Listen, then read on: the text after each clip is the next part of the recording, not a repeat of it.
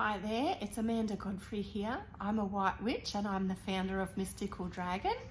Mystical Dragon is a college and store that is based in Seaford, Australia.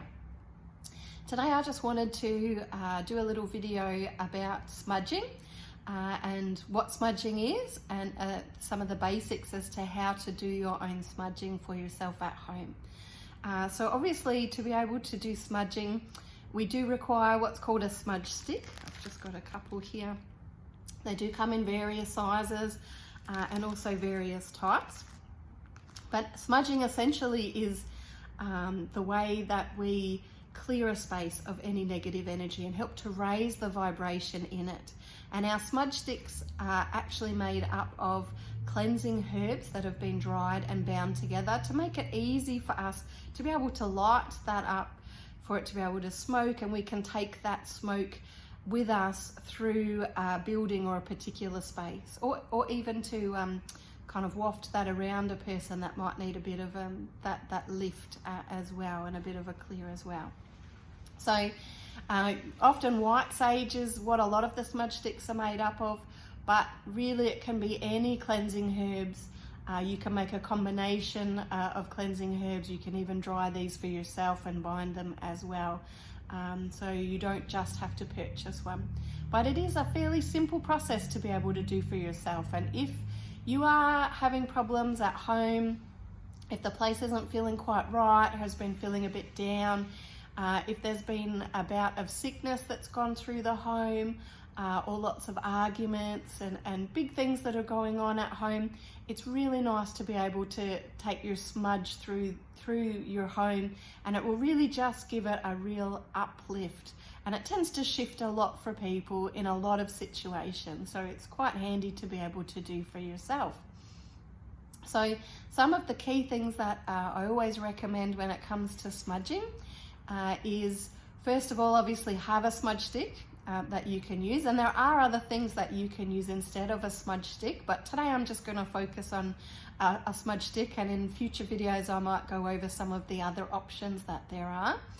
But certainly avoid just using incense, because your smudge sticks and the other options are much more pure than just using incense. So I often recommend burning incense is a good way to maintain your space after it's been smudged, but not necessarily to rely on incense to do the smudging with in the first place. So first thing, you've got your smudge stick, you might decide you want a smudge fan, but that's not essential. A smudge fan is just usually some feathers that have been bound together that will just help you to move the smoke through your space more effectively, but not essential. You can use your hand to be able to do that as well if you like. You want to close all the doors and windows that go to the exterior of your home, so the front door, back door, all the exterior windows. So that way you're helping to contain the smoke that you are generating with your smudge. I usually recommend to start and finish at your front door, and that way you've got a definite point that you're beginning at and you're finishing at, and you want to go into every single room and space on your way through. Now, it doesn't matter if you revisit spaces, that's fine. There's no such thing as over smudging anywhere, but you certainly don't want to miss any of the rooms or any spaces. You really want to try and get into all those spaces and take that smudge and that smoke into all spaces. I usually like to waft the smoke under beds, so I don't necessarily climb under the beds, but I will kind of duck down next to the beds and help to waft that smoke under beds. Into wardrobes, into pantries, into any kind of large cupboards and spaces like that. You know, anywhere you can't actually get into, it's nice to just waft that energy in. Now, as you're going through your home, it's good to hold the intent that you're wanting to clear any negative energy. I like to call in Archangel Michael and ask him to help with clearing any negative energy, anything that's not wanted, you know, on an energy level that's in the home, to please clear and remove it. And I also ask to take an intent through of what I would like in my home. So I take the intent of filling my home with love, and filling my home with laughter, filling my home with compassion, and all those wonderful things that I would really like to have that are in my home. So the negativity goes out and it's replaced by these really light, joyful energies instead. I hear people talk about needing to do the smudge clockwise or anti-clockwise in the way that you walk your home. I've personally tried doing it in a lot of different ways over the years, and I have found it doesn't really matter which way you walk your home. The important thing is that you make sure you go through every part of your home. So walk through every room, take that smudge, take that smoke through into every room, and take your intent as to what you're trying to do of clearing the negative energy and bringing in the light, happy energy. Take that intent through with you into each and every room as well. Then once you finish taking your smudge right the way through, finishing back at the front door or whatever point it is that you want to use as your start and finish, I usually like to actually step outside through the front door at this point so that I can put my smudge stick out.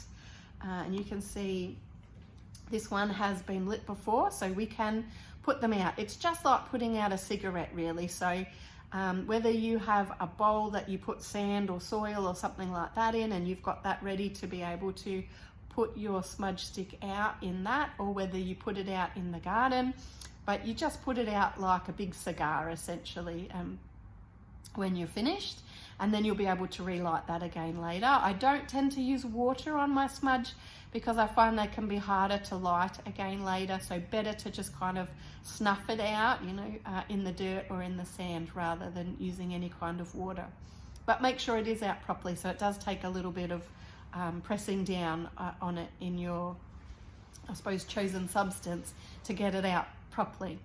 Then once you've finished all of that, it's good to actually let light and let fresh air into your home as well. That tends to finalize what you've just done.